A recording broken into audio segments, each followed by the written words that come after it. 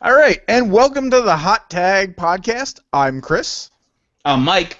And I'm Tom. and boy, do we have shit to talk about this week. Shit. We Has have been, hit the fan. it has, and we've been slacking because we haven't done a show since WrestleMania, but life gets in the way. Where to start? Well, I think let's start with the big thing that happened first off post WrestleMania was the releases. Yeah. Future Endeavor Day. Future Endeavor Day, which was funny because Tom had sent me a text message, or sent us both a text message that just said Happy Future Endeavor Day, and then like an hour later, just the list came out. And there were names on there that I didn't even know were still employed. That's my favorite part of Future Endeavor Day. Yeah, some of them.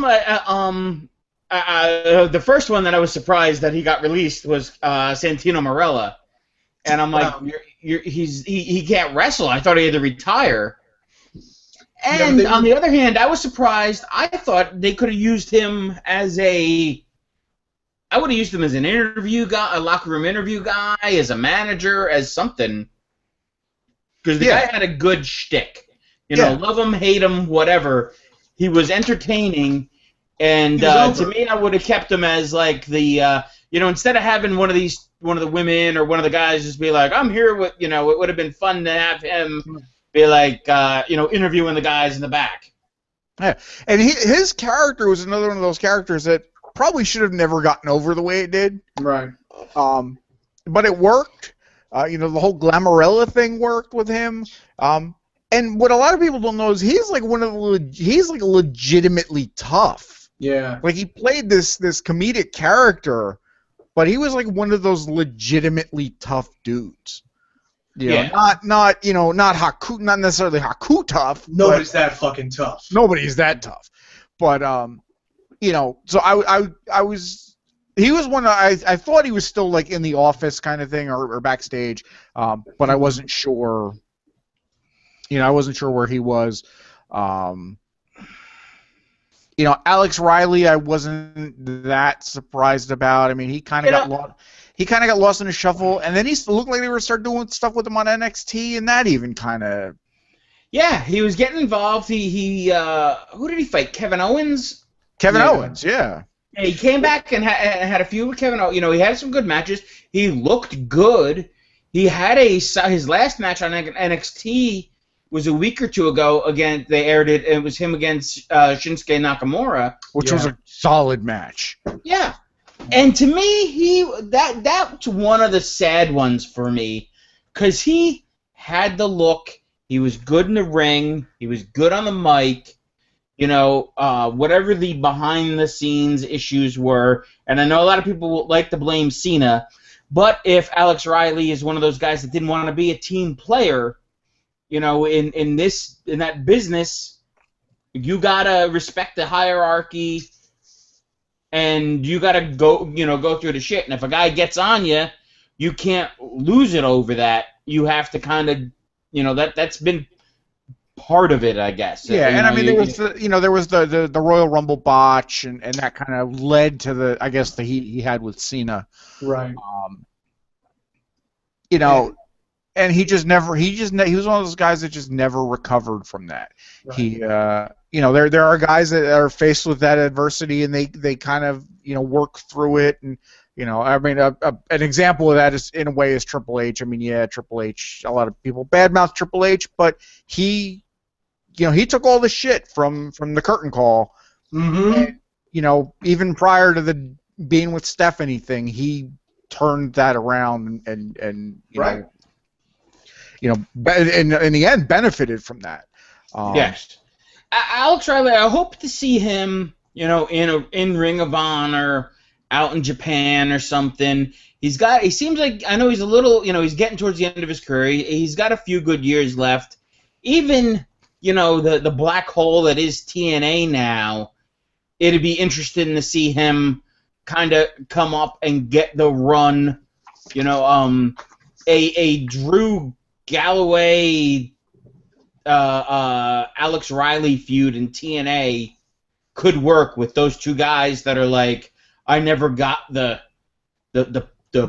the opportunity I was promised. Yeah. Right. They didn't give me the ball to let me run. Yeah. Another name that was on the list that I don't think anybody was surprised about because he said he wasn't coming back when his contract was up. I think it's up in end of June, July anyway, was Wade Barrett. He's Right. kind of another one that falls into that category of like what could have been. Well, And but He but was his- his thing was he got hurt. right, and like every time he would got start to moved, get he A would lot get of hurt. false starts. He would get. Right. He'd be like, the bad news Barrett gimmick. and it got there were- over, and then there he were a just bunch looked of at his things. elbow or whatever. It was like one thing after another. Yeah.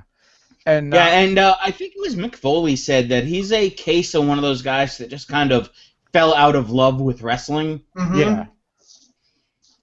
And that's too bad. You know, with him, I was never a huge fan of his, but it was like a lot of potential. You know, it was Mhm. as much as I didn't want him to be champion, I felt he could have been champion. Yeah, and I think you know- I think he could have been, and I think he could have had a decent run with it. But again, it's with that, it's time and place. There's a machine there's been a machine in front of him his entire career that nobody was going to unseat. I still, I think the guy that's holding the title now is just holding it until the other guy comes back. Right. Well, Well, we'll get that. We'll get to that stuff. I think with Wade Barrett, one of the things, even going back to the Nexus and him being the leader of the Nexus, was he shouldn't have been that lead guy. No. If you packaged him with other guys, like my whole thing, like a guy who needs somebody like a Wade Barrett is The Miz, because The Miz is a non-intimidating, smaller guy. Not that he's very small, but if you packaged him with Barrett, whether it's a tag team or whether just as he had The Miz's back, I think it would have worked well. The same thing, like right now, I feel they should put The Miz and Sheamus together. Yeah. Now that Sheamus has got the Teenage Mutant Ninja Turtles movie, let them kind of do a we're movie stars gimmick, and they can play off of each other. Right. I think Barrett has, they kept on trying to put him in the lead, and he would have been a better number 2. Yeah. And a lot of people don't realize how big he really was. I met him in person 3-4 years ago, and he is like 6'7", 6'8", but they don't tell you that. He is giant. And he's well built, and when he came back, he had even thinned out kind of like Del Rio did, where he had like the 6-pack, and because when he was at the Nexus, he was just like this, and then when he came back from that last injury, he was noticeably thinner, but he looked good. Right, he looked healthy. healthy. He was moving well. Right. And then he hurt his neck, and then he was kind of like at WrestleMania, and you could see around that time when whatever they were doing with the League of Morons, you could see he was no touch because he would always be on the outside. Yeah, and and at that point you kind of tell he lost his passion for it. Right. And speaking of pairing with The Miz, the most surprising name on the list, the most disappointing name on the list, Sandow. Sandow. Yeah. I don't. He was another one. He got the money. They looked like they were going to run with him. He got the Money in the Bank. He lost to Cena. What a surprise. Not really a surprise at all. No, a one-armed Cena. A one-armed Cena, yes. And then he kind of floundered for a little bit, and they put him with the Miz, and they did the whole, Mizdow gimmick, and he got so fucking over. Mm-hmm. And that never had a payoff. When they split up, that never even really had a payoff, because I think Miz went to go film a movie. Yeah, it was something like that, and that's when they had put Summer Rae with. For some reason, I think she became interested in Sandow. There was some sort of cheating on Raw, and it ended up with like a stupid roll-up. Miz wins, and then all of a sudden they have him as the Macho Man, and I'm like, and again, that that's again a prime example of a talented wrestler because they gave him chicken shit and he made chicken salad out of it. They paired him up with Axel as as the new Mega Powers, and once again, ridiculously over. right, And then Hogan had to be on tape dropping the N-word, and right, so that was kind of again something else in a way kind of derailed that, and then you just never saw him again. yeah. He might have been in the Battle Royal at WrestleMania. I don't remember. He was, because remember Yeah. it was he was like the second one eliminated, because I thought, oh, maybe this is the moment where they give Sandow his break. Nope, there he goes. Yeah, and I think he might have been tossed by Tatanka or something like that. I Um, forgot he was in there. That's right. So that was and it was kind of along the lines of from what I've heard, the office has told him it's not you, it's nothing, it's nothing against you, but we just don't have anything for you, and that's a Right. shame. He's another one I really hope ends up, New Japan, Ring of Honor. I think he could show up on Ring of Honor and easily fit it. I wouldn't be surprised if he shows up on Impact, but I don't know what's going on over there, Yeah. money wise. And then so that was the main set of that was the big list of releases. I mean, there were a couple other names on there, El Torito, and Hornswoggle. I think El Torito will be fine. He'll just go back to Mexico and do that bit, or he'll be on Lucha Underground, or he'll do one of those things. Like they'll put him on Lucha Underground and they'll have him wrestle full-size people. Yeah, they'll have him wrestle. He'll be wrestling Sexy Star or one of the women over there. And Hornswoggle has gotten a couple movies under his belt. I could just see him going and doing that. Right. And we talked about with Hornswoggle before we started recording. It's like people don't realize like how long he'd been with the company. I mean, he was with the company like 10 plus years. Because he came in prior to it being the PG era. He was in part of, I guess he considered part of Ruthless Aggression. Yeah, let me see here if it'll give me. Because he came in as he wasn't even named Hornswoggle. He was Little Bastard. Right. And he was just a little leprechaun that would come out. He was there long enough ago that the Sandman was still around when Hornswoggle was there. Yeah. Okay. Yeah. Because that was when they did the Vince McMahon's illegitimate son angle. Right. Yeah. And here's what it says here. He debuted in WWE in 2006 as a leprechaun character named Little Bastard. He was aligned with Finlay. So there you go. He had a good 10-year. He had a good 10-year run. Right. And he was with Finlay. He was with DX. He was with he was with Three-Man Band. He was an anonymous Raw general manager. Anonymous Raw general manager. He had a good run. For a guy that you wouldn't think would have a 10-year run. He had a good 10-year run. It looks like he just signed with Global Force Wrestling. Oh, all right, good for him. Which is Jarrett's organization, I guess. Right. So that was kind of the list of okay, we've got nothing for you. Then there was a name that kind of again could have been something. It's it was in Florida Championship for a while in NXT, and they didn't really know what to do with him. And then they gave him the Adam Rose gimmick. Started working NXT, got to the main roster, and just fell flat.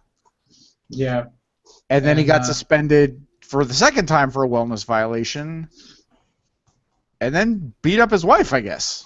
Well, the story is his wife said something to him, and he grabbed her face, and then he held something, like he pulled something away from her, and then, so, I mean, I'm not saying that that's not abuse, because it is. Anytime you put your hands on a woman, that is domestic abuse. And he is unceremoniously the first wrestler to be fired under the zero tolerance domestic abuse policy that WWE put into effect after all those NFL guys were kicking people on the elevator and stuff. Yeah. So he's gone, and then the big one. Yeah, and this was a release, but it was an asked for release, and it I guess Saturday. I guess that's when I saw it. I messaged you about it. Yeah. Oh, you missed one. You skipped Ryback. Did Ryback get? Ryback. Did he get released or did he just walk away? His contract ends at the end of June, and I guess they're currently stating that they're at odds. And he just didn't want to be on TV anymore, so. So he took his ball and went home. And went home, right? And now apparently on Twitter he's teasing a move to TNA. Good for him. Enjoy good for him. That. But didn't that that worked out really well for someone? Swollen motherfucker just like rattle off all sorts of shit about CM Punk. And CM Punk is more over than that dude ever will be. Yeah. Well, so Ryback, CM Punk talked a bunch of shit about Ryback. Well, and it was probably all, it was CM Punk talking shit, but I think CM Punk talking shit had a very solid amount of truth to it. Well, I mean, he said that he was dangerous in the ring, and we all kind of... I've been saying that since I first saw him, that I thought he was dangerous in the ring. Well, you could see it like that. Yeah, that's the problem with guys that are like that size. You look at the Warrior, and everyone said that he was dangerous in the ring, that he just did what he wanted to do, and that's why he burned a lot of bridges and spent 6 months at a time in WWE, and then would leave, and then he'd come back, and then he'd be gone again, and then he'd be back, and then he died. But I personally, for me, I've no loss for me. No, I never got behind him. No, and I never really dug him. I never thought he was anything special. And the one thing I always thought was ridiculous was referring to him as the big guy. Yeah. You're wrestling the Big Show. And you're calling yourself the big guy? Yeah, and you're like maybe 6 feet tall? Right. He was just a guy I never got, but he had that he had that look that McMahon gets the hard on for. Oh yeah. And I think he was another one that it would have been like, all right, less would have been more with this guy. Put him with somebody else, let him be somebody's second. Yeah. Yeah. Let him be the big daddy cool behind your 235-pound guy so that he could be the muscle, and then let that other person do the talking, the walking, and really the lifting, and then just let him, clothesline people dangerously and hurt them. Yeah. So no, I forgot all about him and that he walked out and was kind of released or whatever. So, but Cody Rhodes. Yeah, that's. And Cody is one of those guys that just never got the machine behind him again. And I don't know why.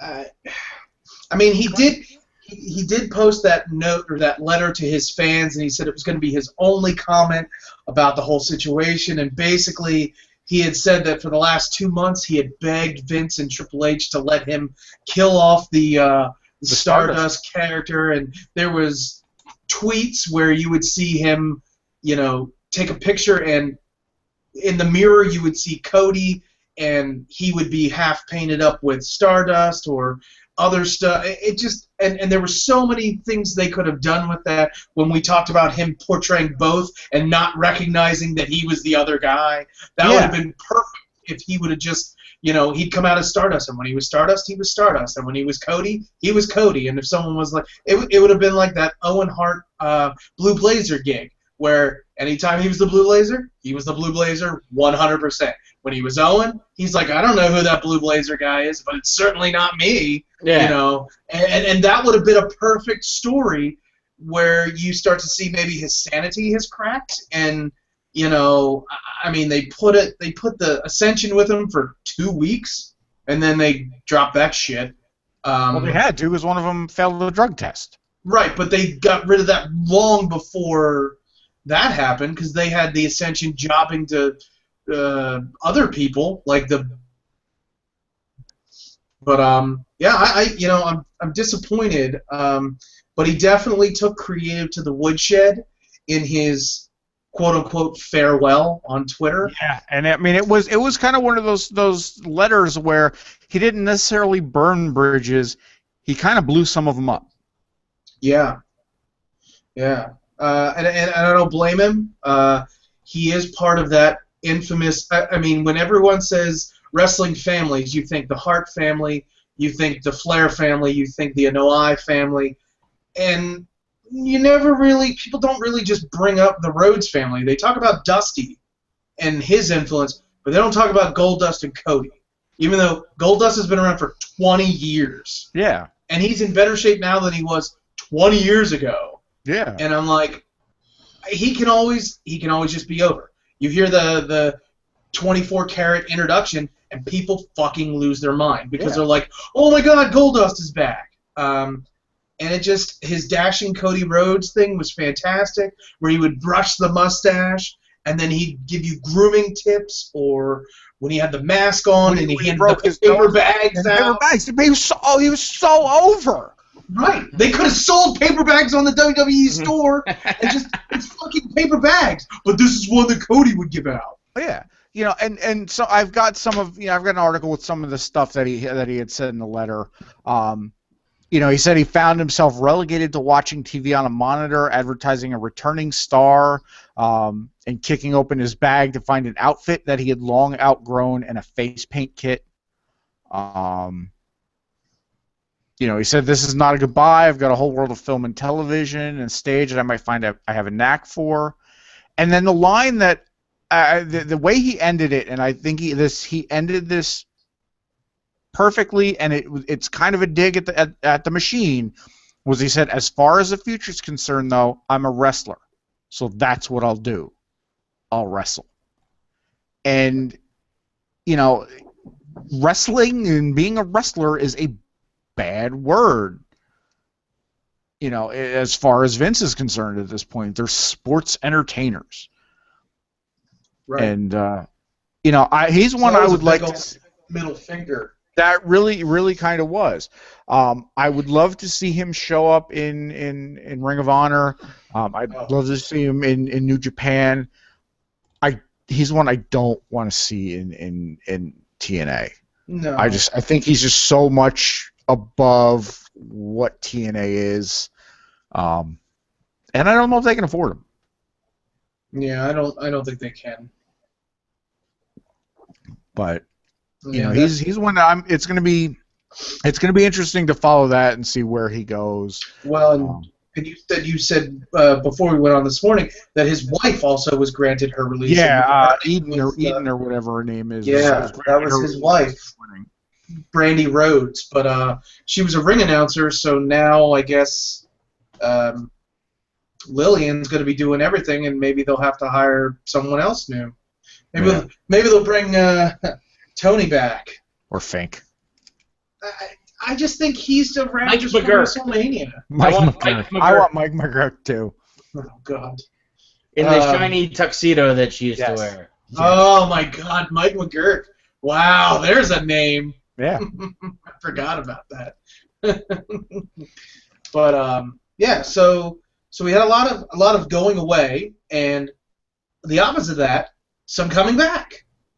Yeah, we had some coming back. We had some, you know, not sure they're here to stay, but we've had some people showing up that we were wondering when they would, and they did.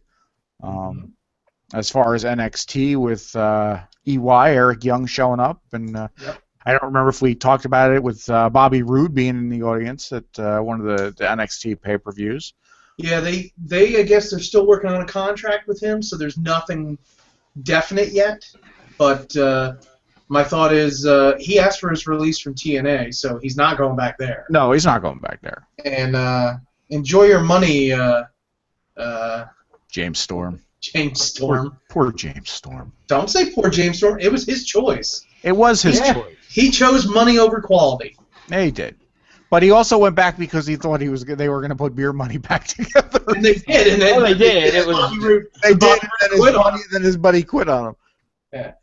But they may not have shown that far into the episodes yet. So No, I don't think Spoiler I don't alert. think they've gotten that far yet. I think both Eric Young and Bobby Roode never is still on. Bubba Ray still on? Yes. I think Bubba Ray still is the commissioner. Eric Young was on up until a couple of weeks ago. Okay. And He did the Bobby same as Roode, Bobby Roode. they took a beating, and I think they were able to write him off. Right. Then he 'cause got pushed they- off into a train. Yeah. Oh my God! They killed Mickey James. And that was James Storm that did that, wasn't it? It was James Yeah. Storm. I Well, remember James watching Storm got that. tired of doing that shit. I was watching that and going, "What the fuck?" James Storm. I just watched Mickey James die on TV. James Storm was on NXT for like 2 months and Yeah. still on TNA. Wow. So much shit taped. So people would be like, "Oh, he was never gone." It was like that time Rick Rude was on Raw and Nitro. It saying, really like, was. didn't He know was what the only fuck gone going from. on. I mean, they did a big like, James Storm is back, and like he was gone for 3 weeks of your show. Yeah. Right. I kind of fell behind on NXT. I did see the absolutely fantastic match between Samoa Joe and Finn Balor, where Samoa Joe finally won the NXT title, which I think is fantastic because that's a name that should be carrying that title down there until he gets called up, because I have a feeling he'll be coming up eventually. Yeah. He'll be a special attraction, but he'll be coming up. Not special attraction like Brock Lesnar, where he shows up every 3 months and does one thing. Yeah. But and Joe is one of those guys, both Mike and I have gone on record on this show talking about, like, he's just a guy like I just never got. Like, I never really understood him. But I've become a fan. He's good on him. He's not great on the mic, but he's decent on the mic. And he just comes across as one of those guys that's just gonna kick the shit out of you. Well, the nice thing is now that they actually gave him the quote-unquote heel character, when he showed up and everyone was just like, "Oh, it's Samoa Joe!" And we were marking it out live when it happened, and then it was like, okay, he's a good guy. And then all of a sudden he turned and it was like, all right, now we got this Samoa Joe that's going to just murder people. Yeah. And that's basically what he's been doing. Well, that's one of the weird things about them having Eric Young show up, and he's a face. And it's Right. like, well, Eric Young's been a super heel for years now. Well, he's kind of Right. flip-flopped. He's kind of gone back and forth. He's always gone back Well- and forth. So I guess, and NXT is very loose in their face and heel stuff, and heels fight faces, faces fight faces and heels. Right. In the company, it's not necessarily chiseled in stone as much as some of the main show stuff is. Which even with that, you're getting a lot of blurred lines more now than in the past, which is when it tends to get better. Yeah. I'll say that with the talent that they've brought up to the main roster and stuff, things have been very interesting, and the feuds that they've put together, and I don't know what's going to happen, and I'm interested in seeing stuff. The Vaudevillains and the New Day, which if you had told me 6 months ago that was going to be a feud on Raw, I would be like, well, I guess I'm not watching wrestling, and now I'm super intrigued. And the Vaudevillains were one of those gimmicks that, like, I thought it worked great in NXT. And would never translate to the big show. You know how it was going to translate to the main roster? And it works. They get booed almost as much as Roman Reigns. Yeah. Almost. It It was just perfect. And on the flip side of that, they also brought up Enzo and Big Cass. Oh, And- damn. And I think we talked about this as well, on Sunday, that like the tag titles we think were supposed to go to Enzo and Cass. And because that pay-per-view was in New Jersey.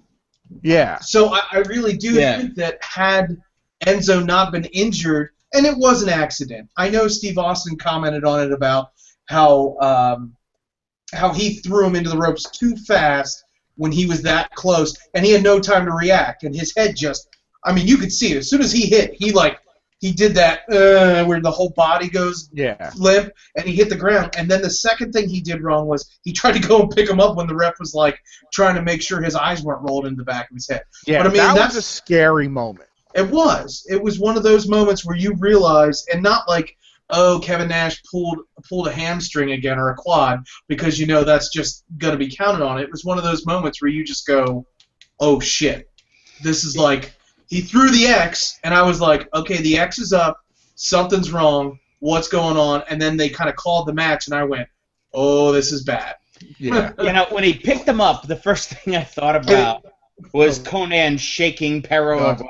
Yes. And I actually had to show somebody that video because I had a buddy of mine who has just started kind of recently getting involved in wrestling again. And I had shown him, I'm like, oh, you're going to love these guys. And he goes, oh, it's like they just redid the Full-Blooded Italians. And I'm like, kind of. I'm like, they're just like they're North Jersey and Queens type of douchebag guys. Yeah. But they're good guys and they're fun. So they were like his favorite guys. And then I'm getting a text message when the pay-per-view is going on. He's like, Enzo's hurt. But on the flip side of that, I do give the Office, I'm giving the Office credit for this, is that they haven't had us forget about Big Cass while Enzo's hurt. Which, if you didn't watch, Enzo returned on Raw. Yeah. Yeah, he returned on Raw, which was fantastic, but I agree with you 100%. They pushed him almost into the main event, like they had him doing that little thing with Jericho, and I thought that was fantastic.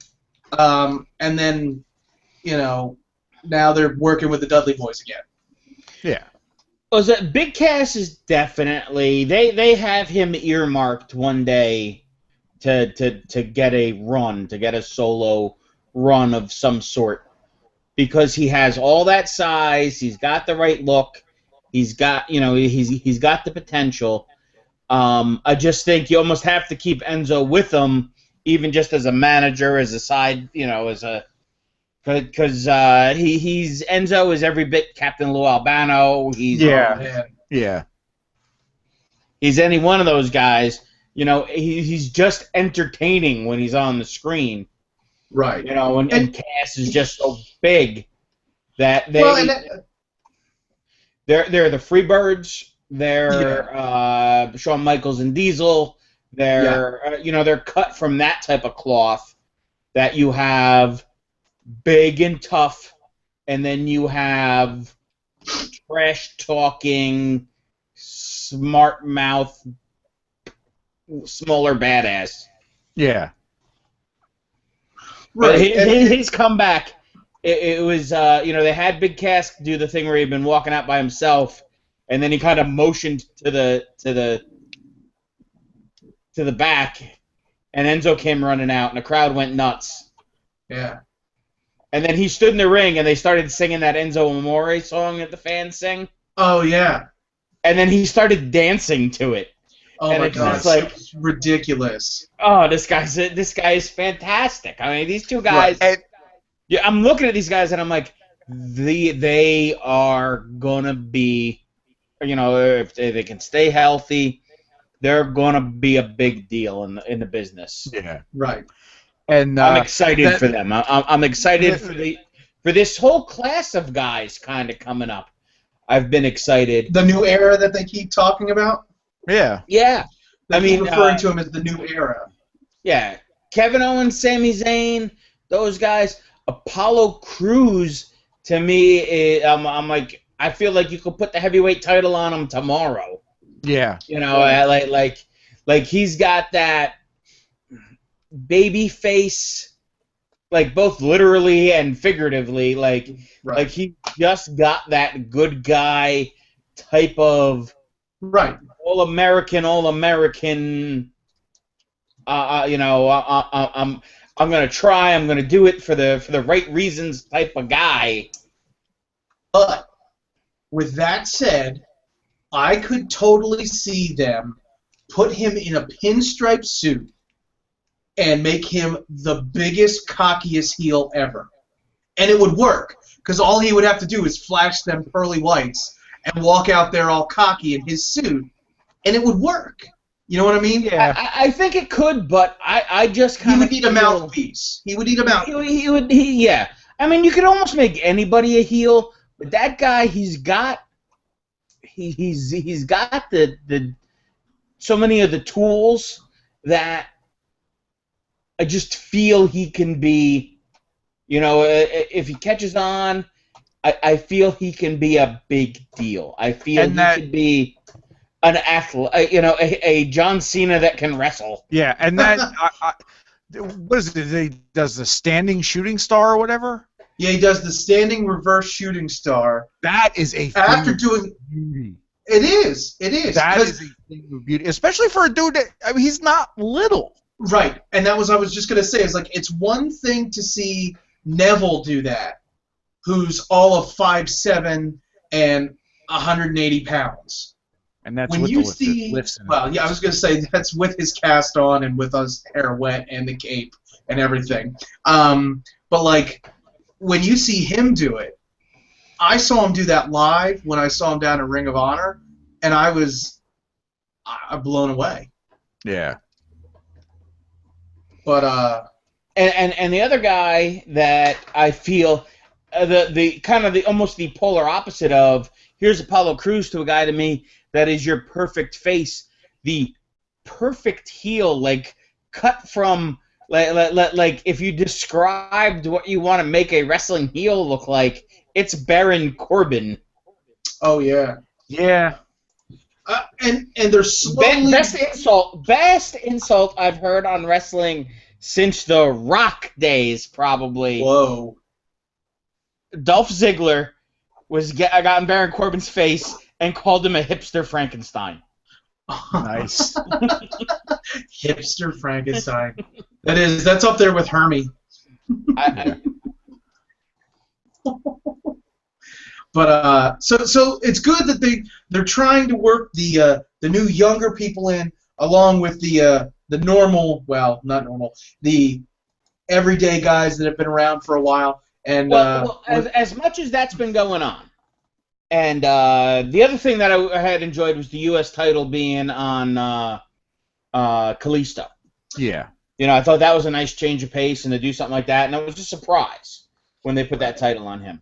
But now, Rusev has the U.S. title again, with Cena coming back, so you know Cena's going to challenge Rusev for the U.S. title, to get his U.S. title back, because that weekly U.S. title thing was a Cena thing going for a while. Yeah. And now Seth Rollins is back to wrestle Roman Reigns.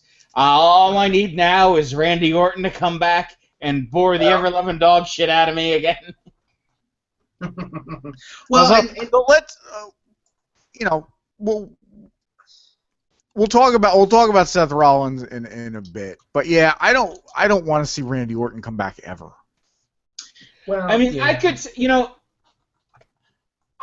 I think bringing him back, they're going to bring him back. I think I would be interested in some of the things that they could do with them, but I just kind of got so tired of the Randy Orton character. Yeah. Well, the problem is they make him a face and he looks weak. They make him a heel and it's the same thing every weekend. And then you make him that gray area and it's just like, well what? But whatever. Yeah, I'm just not an Orton guy. I know you've never been. No. If you're gonna bring Randy Orton back, what I would do with Randy Orton right now, at least from my point, for him to be interested, is You put him with Gallows and Anderson, and Orton goes after AJ Styles. And there's a match you've never seen before. There's AJ Styles, Randy Orton, two guys who have been long-term company guys on for different companies for 10 years. It's kind of a dream match. They're former champions. You can let that Bullet Club thing get involved, and it's an interesting pairing then. You have those three smash mouth, kick people in the face type of guys. Yeah, but with that too, with Gallows and Anderson, I kind of just want to see them do their thing as the club, not necessarily be put with Randy Orton where they're going to have to play, second fiddle. Not even, yeah, I mean second fiddle, but I mean they're just going to be. They're just going to be heavies for Randy Orton, and I've been there, done that, got the T-shirt kind of thing. Yeah. It's just not. I agree with you that. And I mean that was going back to Cody and Cody in a way when he and Teddy Jr. were with Randy as the legacy. It was like those two guys could go. They were great as a tag team. But all they did was just run interference for Randy Orton, and it's like I've seen it before. I don't need to see it again. It just adds to the I hate Randy Orton because he's so boring.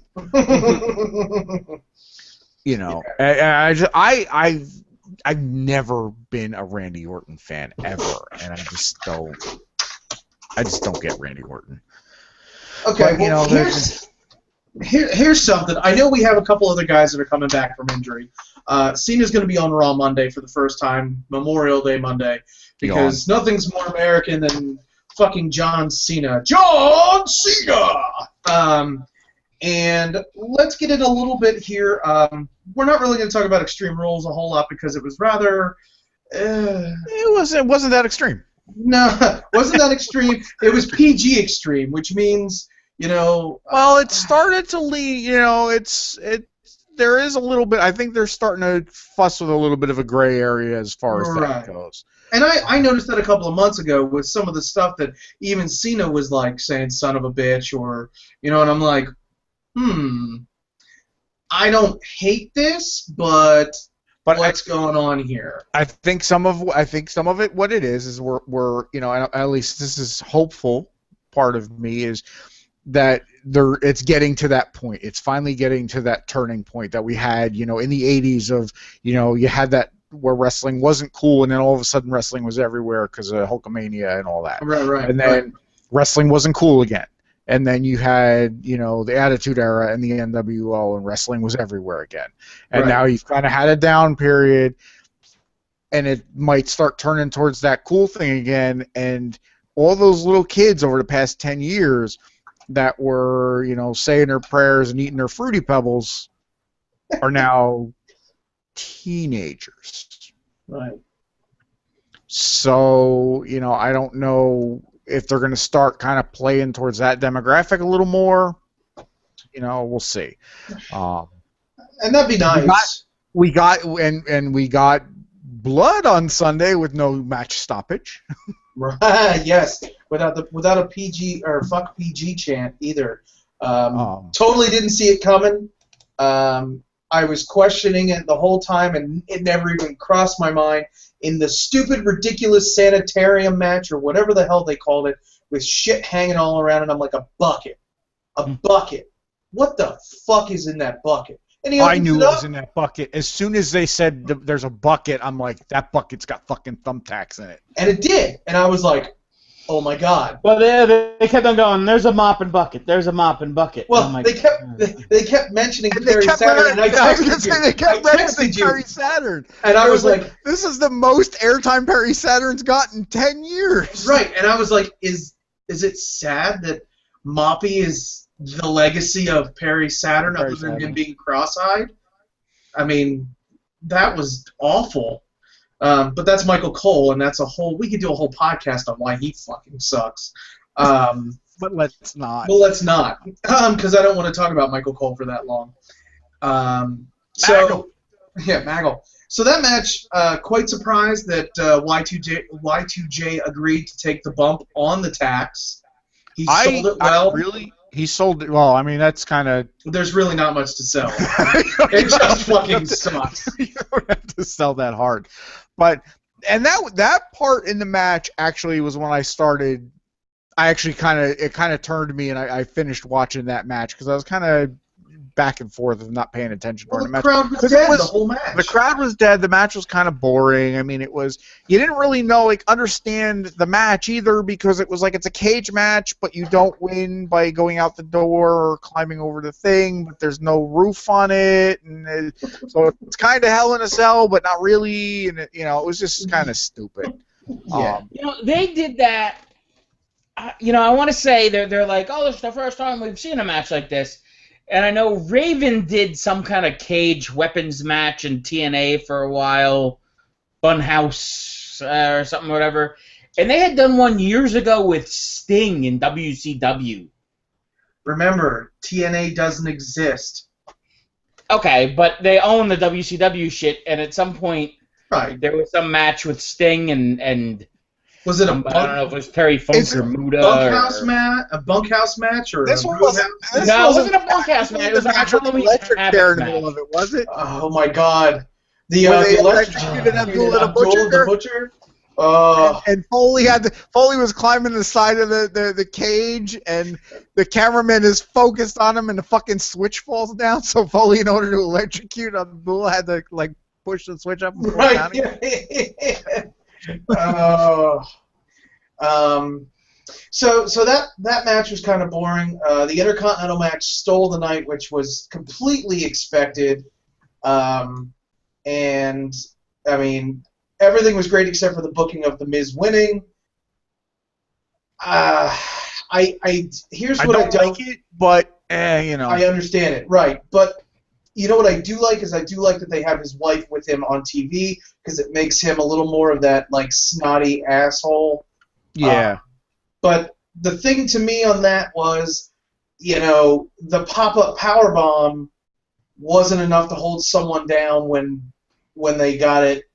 But the haluva kick, shit, he was down. Cesaro was down for 5 minutes, and I'm like, Yeah. wait a minute. So what you're telling me is a running boot. No disrespect to Sami Zayn, but a running boot will hold you down longer than a powerbomb? To me, that's flipped. Longer than 2 styles clashes. Well, on chairs. Well, but that's rough.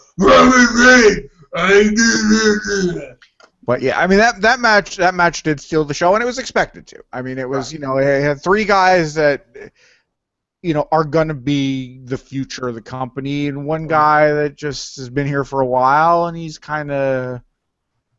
everybody hates him, and he's good at his job. Right. Yeah, he's good at doing what he needs to do. He plays that smug asshole, and that's he'll play it that he actually is a smug. He actually is a smug asshole, but I mean he'll hold that title. SummerSlam. He'll probably drop it to. I'm thinking he's going to drop it to Cesaro. Out of all of, I don't think he's going to drop it to Owens. I can see him possibly dropping it to Zayn, but my money's on Cesaro. Yeah. I think. All right, real quick. I'm sorry, guys.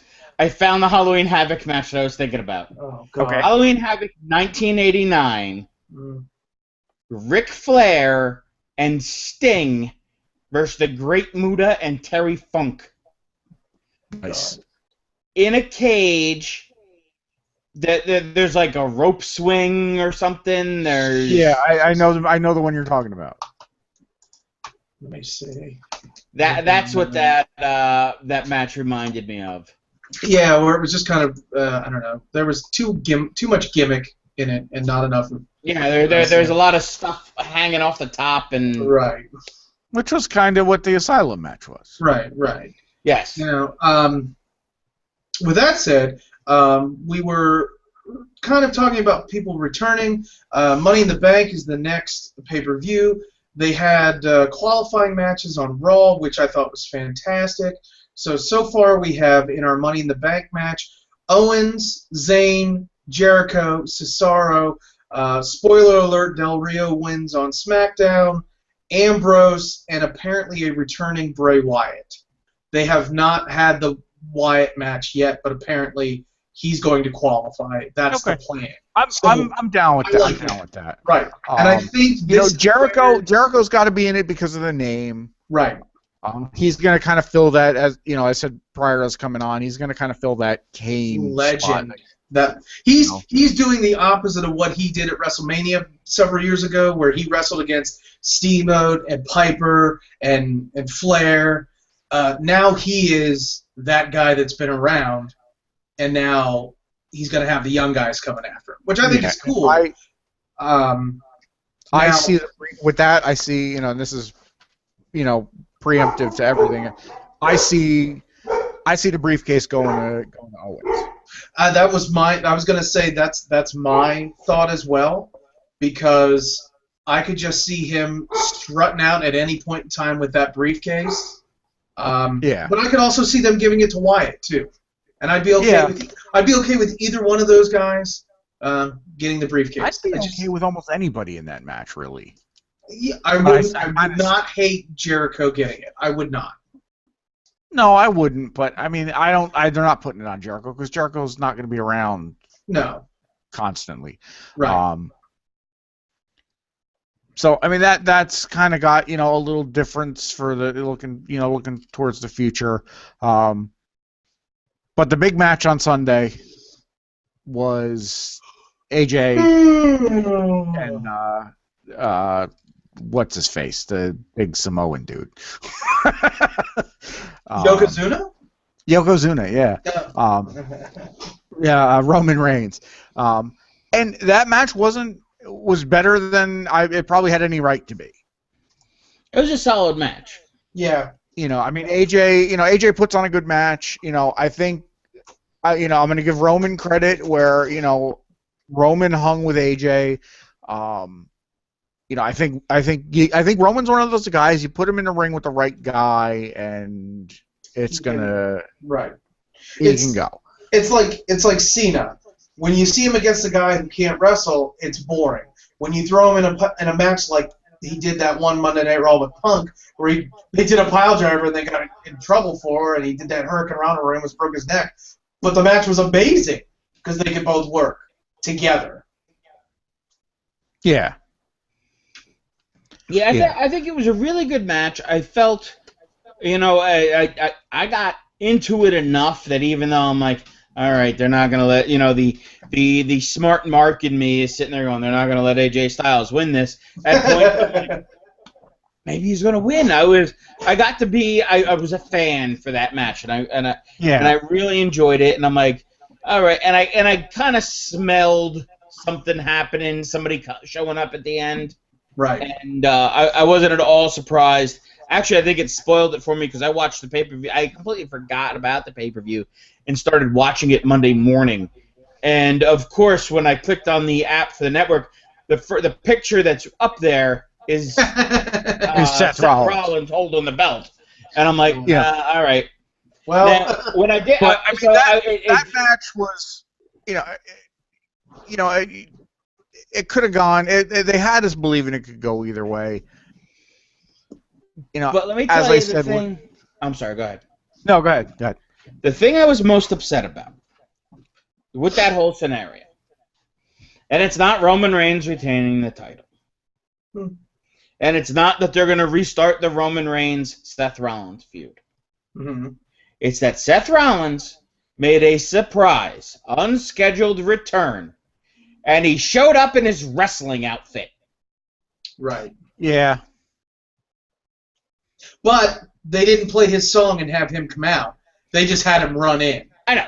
But still, was he planning on having a match someplace else? Or Yeah, I agree with that.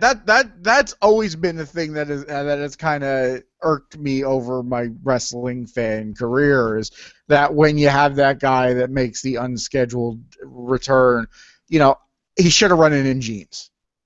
Right. When he cut his promo first thing on Raw, he's in a suit. Yeah. He should have been in jeans and a t-shirt, jeans and a button-down, jeans and a hoodie. So I would have been like, and it could have been like, wait, who's this? Seth Rollins. The hoodie would have been great because he could have come in. He could have had the hood down, come in, and I don't know if anybody would have realized who it was at first because he is fucking huge. Yeah, he definitely put some muscle weight on. I stood there and I'm watching this and I'm going like, my God, he's put on. It's like, okay, yeah, he hurt his legs, so all he could do is upper body, so he's just right. He spent too much time lifting with trips.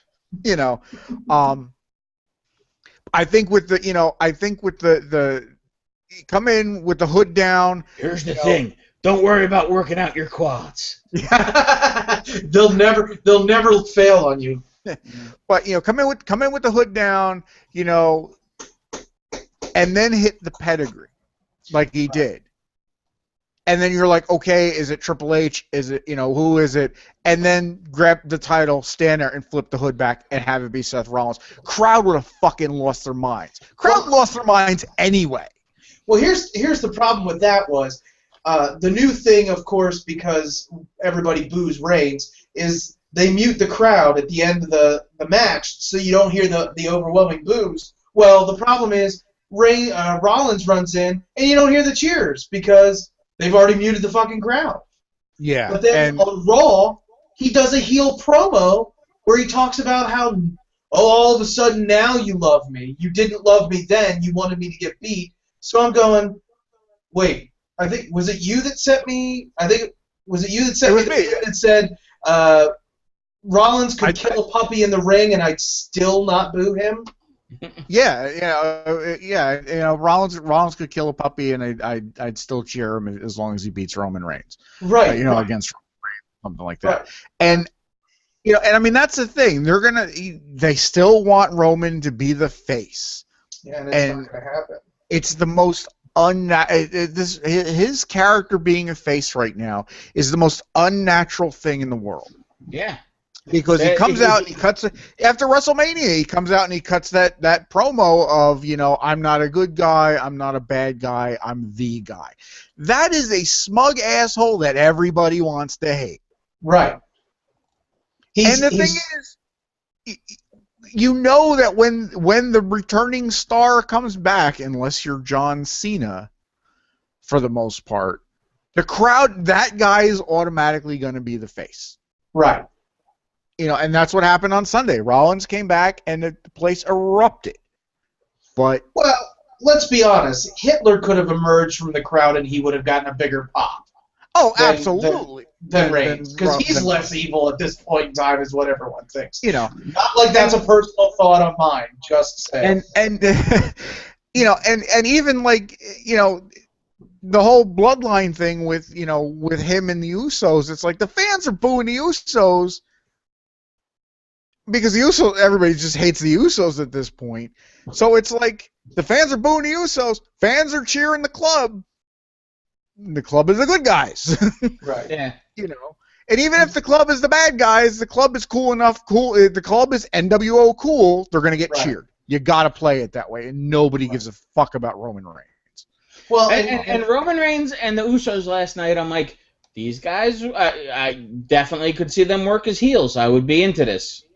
Mm-hmm. I would love for them to work as heels. Get the Usos to drop the fucking colorful gimmick and shit, and just try to be these badass Samoans. Be the Wild Samoans. That's it. Not even the Wild Samoans. But you know what I mean? Like, Samoans. The Head Shrinkers, the Islanders. Right, that's what I mean. Just be badass. Bring Cousin Haku in and have him be like the manager, because obviously Alpha and them are a little older, so I don't know. I never was a fan of the Usos. I never liked it. But now the problem is now they're aligning them with their bloodline, and now the boos are transferring over to them. Because people don't like Roman, and they don't like anybody that helps Roman. My thought And and my hope. I think the boos were there. I think the boos were there for the Usos anyway, and I think they're Right. just amplified because they're with Roman. Right. Well, and I'll be honest, I really hope, and I hope, that this ends up, if they were smart, WrestleMania's main event, as much as I hate Triple Threat, you got to have the Shield Triple Threat that we've been waiting for since they broke up. I want to see Rollins versus Ambrose versus Reigns, and like I said, you could put them in a goddamn Iron Man match for 60 minutes and just have Ambrose and Rollins carry that match. Yeah, because Reigns can't go 60 minutes. No, Reigns he can't go can't. 60 minutes. But the thing about it is, I wouldn't even care at that point in time if Reigns won. In a whoops, sorry, I muted myself. No, you're good. I really wouldn't care at that point in time. If you gave me a good 60-minute Iron Man match and Reigns wins without using the spear on that last fall, fuck, okay. There you go. Yeah. All right, that's fine. But that's not going to happen. No. Thank you, creative. Fuck you. You know, But- the other thing that irked me as much as Seth Rollins showing up in his gear was as they're talking about this thing with the bloodline and Jimmy and Jey Uso and Roman Reigns and they're part of this family and I'm like, yeah, but none of them have their name. You know, they're not. Yeah, I was reading it recently. I was just kind of double checking the family tree because I couldn't remember, some of the layout of who was whose brother or whatever. But not only are we know that the Uso is like Samoan for brother, but so we know that's not their last name. But Jimmy and Jay aren't even their first names. Yeah. No. But I mean, and I know they like to package this stuff, and if it was Jimmy and Jay and Noah and Joe and Noah, and and you had that whole family thing, I know it's too late to change it because they've packaged this whole Roman Reigns thing now. I don't know if I just feel like if you're going to push the family, there has to be some kind of somebody has to drop some kind of name. Yeah. And work.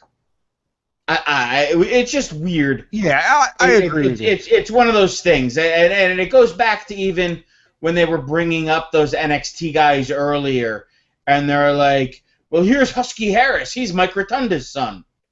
Yeah. Well, then why the fuck is he Husky Harris? Or here's Mike McGillicuddy, Kurt Henning's son. Yeah. Why isn't he just Joe the Henning? And then the whole bloodline thing had me annoyed again. And it's the Samoans. They should have just been Jimmy and Jay Fatu. Yeah. And but kind of in the scheme of this bloodlines thing, like I think the bloodline could work as a heel faction because we need factions because that's sorely lacking. But even with that, you can bring up a woman who can destroy the women's division. Right. In Nia Jax, who's The Rock's cousin. Right. So I mean, you kind of get that. I mean, that kind of writes its fucking self, but it's not gonna work. Have you seen on NXT that they have Tully Blanchard's daughter and Paul Ellering's daughter? Paul Ellering's daughter, yeah. I saw that. I was thinking they got a package. And somebody, I want to say it was Dana Brooke, beat both of them over the past couple weeks. Yes. Somebody's running with that gimmick of like I beat Tully Blanchard's daughter and Paul Ellering's daughter. Mm-hmm. I want them to bring up Tully Blanchard's daughter. I want Rotundo's daughter, who they signed, get her up there because she's Barry Windham's niece. and you almost have a full second generation Four Horsemen. Yeah.